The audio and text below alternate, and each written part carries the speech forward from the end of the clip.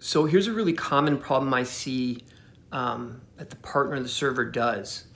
And it's basically just not being aggressive enough. Of course, there's poaching when you call and you tell your opponent you're going, but it's also really important to improvise poach, meaning any ball that's really in your space or you can get, you need to go get. Basically when you're serving here, you really only, excuse me, you really only want to have to worry about, this area of the court to the point where, you even run out a little wide. Anything here over is really your opponent's job. And it does a couple things. One, it gives your opponent a smaller target.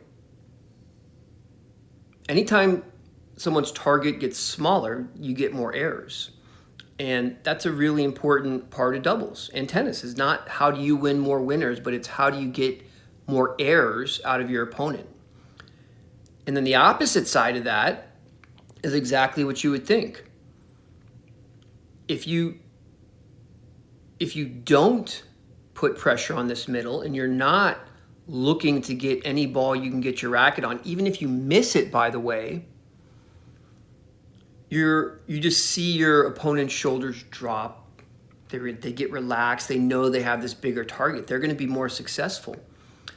So when you're partner of the server, you got to get in the game. Even if you don't like your volley, learn to volley. You got to go for the ball in midcourt. Yeah, they might beat you up the line every once in a while, but the core of doubles, if you're playing a good doubles team, knows it's just can you get your return cross court away from the net player. And you got to do that whenever you can. So here's another player.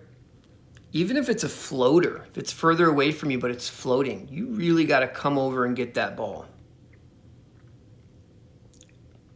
And hopefully go right at that net man, try to create an error. Not always the case, but that's not the point. It's not the point if you end the point or even if you miss the volley. It's a mental aspect of just making sure they know you're there and you got to do better. You know what I'm saying? And this isn't just the return of serve, by the way. This is the return of the serve. You have these two players up and back, and it's just this constant battle of keeping the ball cross court away from the net player.